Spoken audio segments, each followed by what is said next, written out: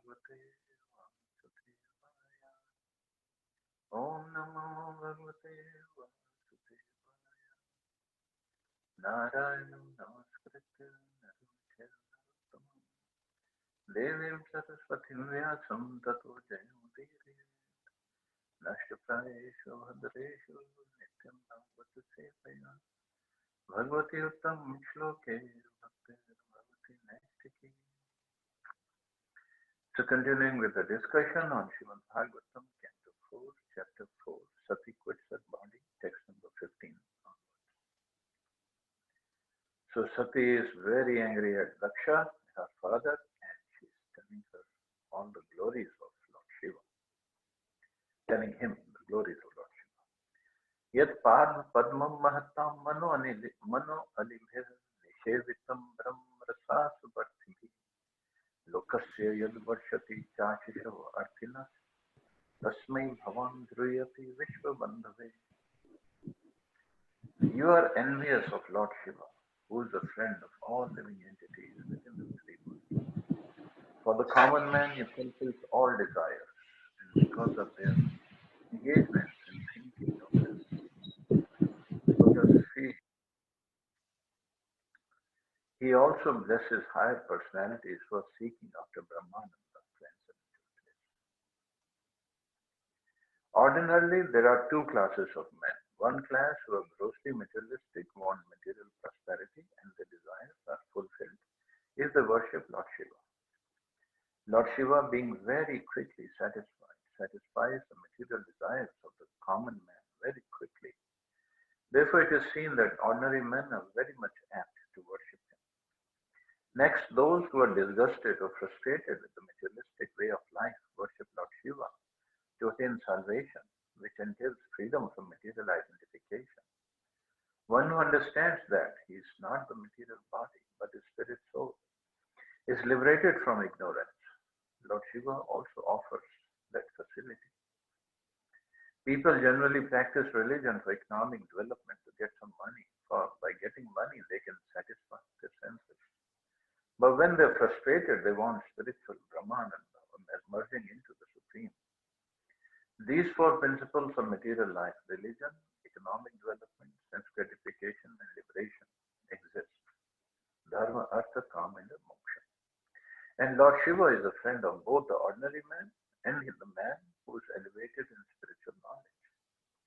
Thus, it was not good for Daksha to create enmity towards him.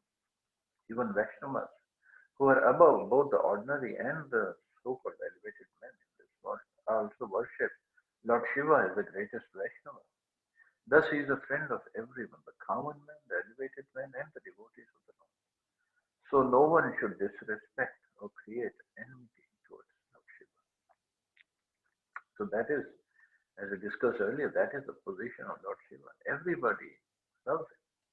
Materialistic men, those who want liberation, and those who are devotees also, they worship him or they respect him. So, he's the greatest devotee of Lord Krishna. And one section not mentioned here is a ghost. Lord Shiva gives them company. Lord Shiva tries to put them into the womb of mothers who intercourse at the wrong time, so that these ghosts can get a material body and they can move on. So basically, he is loved by everybody.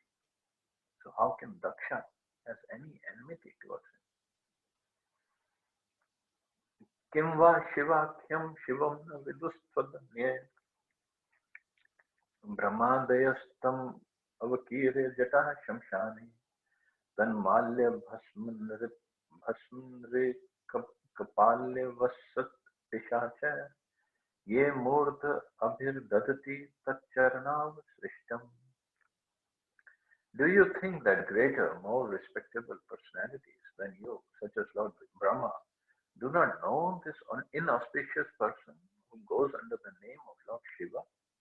He associates with the demons in the crematorium. His locks of hair are scattered all over his body.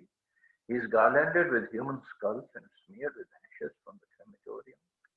But in spite of all these inauspicious qualities, great personalities like Brahma honor him by accepting the flowers offered to his lotus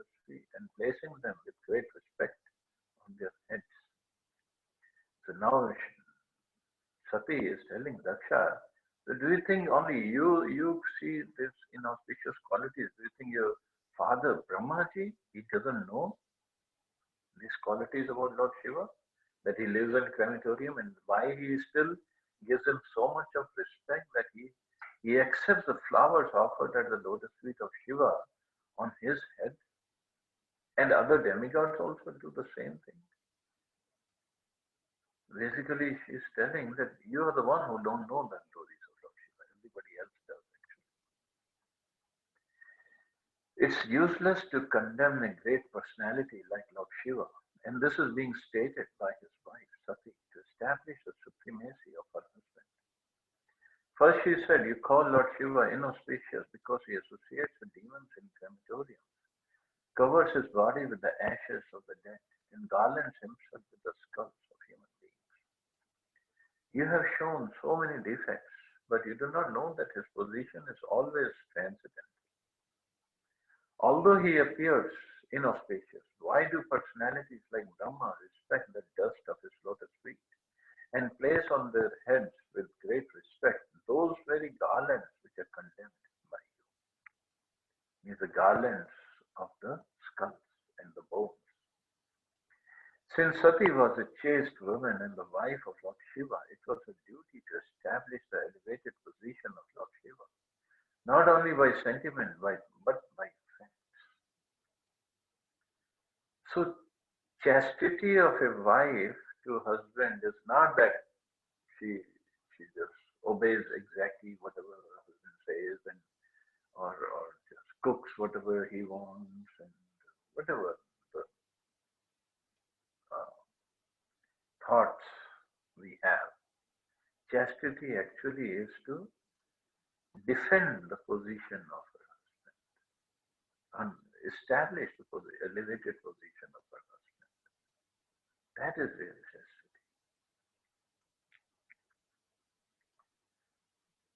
Not only by sentiment but by facts. Lord Shiva is not an ordinary living entity. This is the conclusion of Vedic scriptures. He is neither on the level of Supreme Personality of Godhead nor on the level of ordinary living entities. Brahma is in almost all cases an ordinary living entity. Ordinary living entity means the Jeev Tattva. He is not an ordinary person, but he is a, almost all cases, he is a Jeev Tattva. Sometimes when there is no ordinary living entity available, the post of Brahma is occupied by an expansion of Lord Vishnu. But generally this post is occupied by a greatly pious living entity within this universe. So greatly pious living entity gets to be Lord Brahma, the next universe. Thus Lord Shiva's position is constitutionally higher than that of Lord Brahma, although Lord Shiva appeared as the son of Brahma. Here it is mentioned that even personalities like Brahma accept the so-called inauspicious flowers and the dust of the lotus feet of Lord Shiva. Great sages like Marichi, Atri, Bhrigu and the others among the 9 great sages who are descendants of Brahma also respect Lord Shiva in such a way because they all know that Lord Shiva is not an ordinary living entity. He is a great person, very great person. In many Puranas, it is sometimes asserted that a demigod is elevated to such a high position that he is almost on an equal level with the Supreme Personality of Godhead. But the conclusion that Lord Vishnu is the Supreme Personality of Godhead is confirmed in every scripture. Lord Shiva is described in Brahma Samhita to be like yogurt. Yogurt is not different from milk. Since milk is transformed into yogurt, in one sense, yogurt is also milk. Similarly, Lord Shiva is in one sense the Supreme Personality of Godhead, but in another sense, he is not. Just as yogurt is milk, although we have to distinguish between the two. These descriptions are in the Vedic literature. Whenever we find that a demigod occupies a position evidently more elevated than that of the Supreme Personality of Godhead, it is just to draw the devotee's attention to that particular demigod. Hmm. So in the Purana, sometimes it is mentioned a demigod occupies a position apparently more elevated than that of the Supreme Personality of God. It is just to draw the devotee's attention to that particular demigod. It's also stated in Bhagavad Gita that if one wants to worship a particular demigod, the Supreme Personality of Godhead, who is sitting in everyone's heart, gives one greater and greater attachment for that demigod so that one may be elevated to the demigod's abode. So it's all up to our desire. What do we want to do? Who we want to worship? And Krishna says in Bhagavad Gita that I give you I am the sitting in everybody's heart. I make that person's faith stronger in that particular demigod so that he worships him properly. So idea is to gradually make advancement towards Krishna. And Lord Shiva, being same and different from Krishna, is mentioned in Brahma Samhita. It's like milk converting into yogurt. So milk is pure, but when milk comes in contact with that culture, then at certain conditions, then it becomes yogurt. So yogurt, all the contents are of milk, but yogurt cannot do the job of milk. And yogurt cannot be transformed back into milk. So Lord Krishna or Lord Vishnu, he is there, and from his body all the universes come out. Now the universes have to be filled up with the living entities. So Lord Vishnu glances at the universe, and with his glance, all the living entities who are in his body at the time of dissolution, they come out and they fill up different universes. And in different universes, Brahmaji has created 8,400,000 species. So they just take whatever species of life they have to get according to the consciousness. But that glance, now every part of everything of the Supreme Lord is spiritual.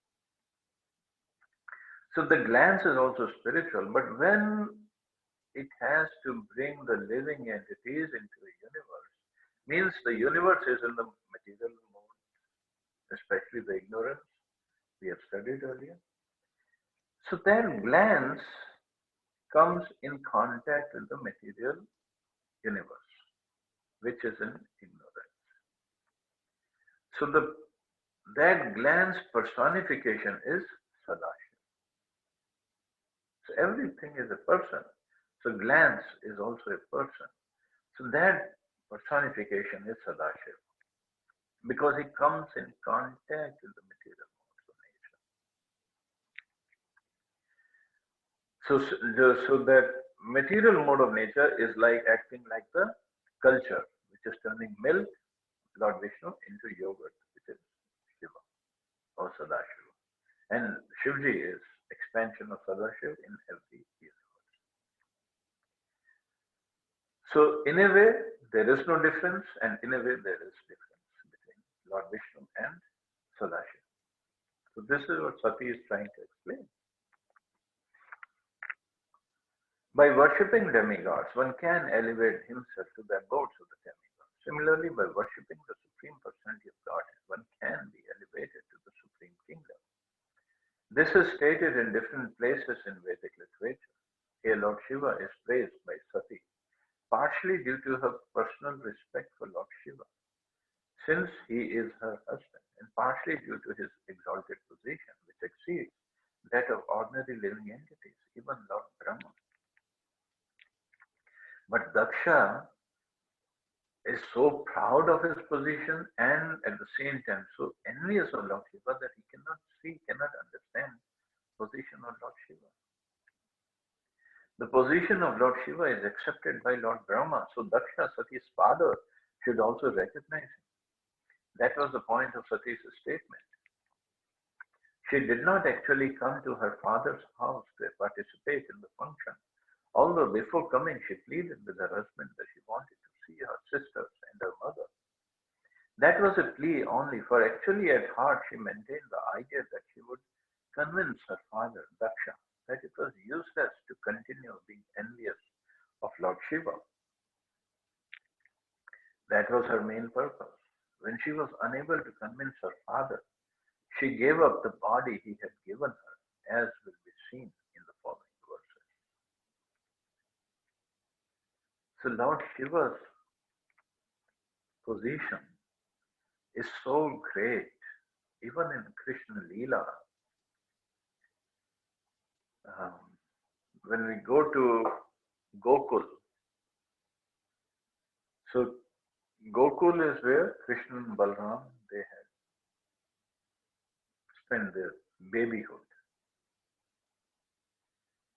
And Gokul is a place we are nearby Gokul, the palace of Nanda Baba, which is called Shadasi Khamba. There's a place where he performed his Damodar Leela, that Yashoda Maya tied him up to the motor. And close to that place is Brahmanda Ghat. There's Yamunaji there and Brahmanda Ghat means the Ghat was there, and that is where Krishna showed Brahmand in his mouth to Mother Yashoda because he had eaten dirt. And close to that place is there's a beautiful temple of Lord Shiva and beautiful shivling in the middle, in the center. And everybody goes, worships shivling and offers water and does the parikrama. And that place, and outside that temple, there is some sitting place with lots of fine sand. And that place is called Chintaharan. Chintaharan Mahadev. So Lord Shiva is there as Chintaharan. Means Yashoda, because in Gokul, what was happening when Krishna was little, and all the demons were attacking. Shaktasur came there, Putana came there, Bakasur came over there. Who else came? Um, Trinavrat came over there. Aghasur, no, Aghasur at that time Krishna was a little older. So all these demons, and many more demons, these are some of the demons mentioned in Bhagavatam. But Krishna was Kansa was sending every day 2 or 3 demons to kill Krishna. So Mother Yashoda being a mother, she is the topmost mother, but she is the mother. And the love for her love for Krishna is unparalleled. So she would always be in anxiety that how I'm going to protect Krishna. We are in anxiety in today's age. How are we going to protect ourselves from Corona or or whatever other anxieties we have? How our job will be protected? How our family should be protected? How whatever money I have saved, how it should be protected? Or whatever. So we are always in anxiety in the material world. That's why it says padam padam yatu vipadam natesha. At every step there is a danger. But Mother Yashoda was always in anxiety, not for herself. Her anxiety, and in fact, every Brajvasi's anxiety is how to protect Krishna, especially when he was little baby, how to protect Krishna. Because he was so dear, so charming, so sweet, that everybody just wanted to protect him. So Mother Yashoda would regularly come to this place where Chintaharan Mahadev is there, and she would take a little dust, little sand of the bhumi there, and just eat it every day. It is said that anybody who eats that dust over there, all his anxieties are finished. Of course, because we are in the material world, we identify ourselves with the body, we develop new anxieties. But Lord Shiva, as Chintaharan Mahadev, is always there to serve Mother Yashoda and Krishna. That okay, I'll take care of your anxieties, you serve Krishna, you take care of Krishna. That is position of Lord Shiva. He's always there at every dham. He's a Dikpal. He's a protector of that dham. So at every dham, whenever we go, there is a Lord Shiva temple protecting that dham. And actually, we have before entering dham, we should go to that temple and pay respects, pay obeisances to Lord Shiva, beg for his permission to enter the dham. That's how it should be. If you go to Jagannath Puri, before that, you have to go to Bhubaneswar to take blessings from Lord Shiva. When you go to Mathura, Gopeshwar Mahadev is there. When you go to, not Mathura, Vrindavan, Gopeshwar Mahadev is there. When you go to Mathura, Bhuteshwar Mahadev is there. Go to Govardhan, Chakleshwar Mahadev is there. So every place Lord Shiva is there protecting them and not allowing the people who are not qualified to enter. So Sati, this is what Sati is trying to tell her father Daksha, that you should not be envious towards him, you should not become his enemy. So like Prabhupada said, unable to convince her father, she gave up the body he had given her, as will be seen in the following verses. But there is another reason she had to give up that body. In this context, the story that is going on, she gives up the body because she says that I got this body because of you, my father, and because of this I feel ashamed to go to you in front of Lord Shiva. So I have to give up this body because you are so envious of him. But there was another reason. The other reason was set up during Ramayana.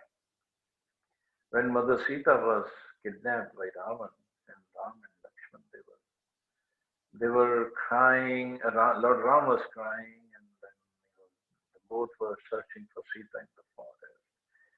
And Ram was hugging the trees and asking them, "Have you seen Sita?" He was asking the animals running around, "Have you seen Sita? Please let me know where Sita is, where my beloved Sita is." He was literally crying. Lord Shiva, sitting in Kailash, sitting on the mountain Kailash, he was seeing this pastime of Lord Ram. And he started smiling. And Sati was sitting next to him. And Sati said, "What are you looking at? Why are you smiling?" And Lord Shiva said, "Look at my Lord Ram. He's acting like an ordinary human being who has lost his wife and he doesn't know where his wife went. And wonderful Leela he is performing." Sati also looked from Kailash. They looked at this place, Panchavati, where Sita was stolen, in the forest there. And she said, "No, it's not Lord Ram, it's some ordinary person who has lost his wife." Lord Shiva said, "Well, you won't understand his pastime. This is a beautiful pastime going on, so don't disturb me." Sati said, "No, no, no, it's not the Supreme Personality of God, it's just an ordinary person."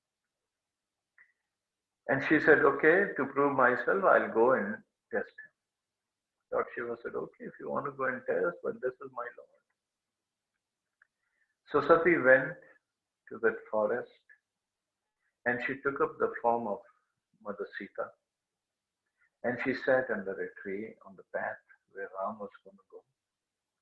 And Lord Ram was still with the same mood. He was crying and he was hugging the tree. He was asking, "Have you seen my Sita? Have you seen my Sita?" And lamenting like that, both Ram and Lakshman came to the place where Sati was sitting under a tree in the form of Sita. Now Ram is Lord Ram, he's the Supreme Personality of Godhead. He saw Sati sitting like that in the form of Sita. So he paid respects to Sati and said, "Oh mother, how come you're alone here? Where is Lord Shiva? Shivji kahan hai?" And Sati was completely devastated. Oh, he is the supreme personality of God. I could not cheat him. And she didn't say anything. She just paid obeisances back, and she came back to Kailash, and in the form of Sati. Now Shivji asked her, "What happened? You went there. So did you find out if he is Lord Ram or some ordinary man?" And Sati said, "No, no, no. I went and I thought you must be telling the truth. So why to test the Lord?" And I came back. And Lord Shiva thought, no, no, no, it cannot be like that. She must have done something.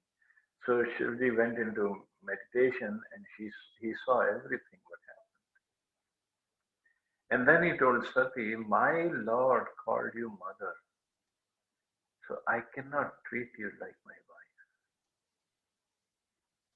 So that was one of the reasons that Sati had to give up that body, because Lord Shiva would not treat her as her wife. He would treat her as his mother.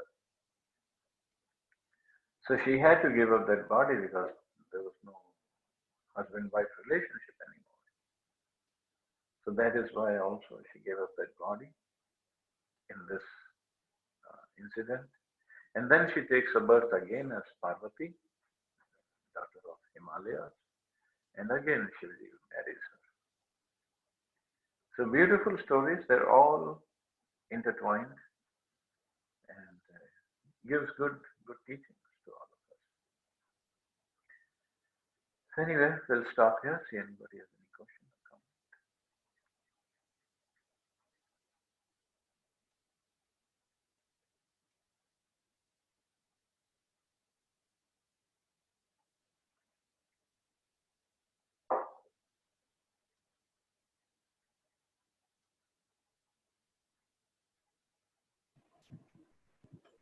Thank you, Prabhuji. Hare Krishna.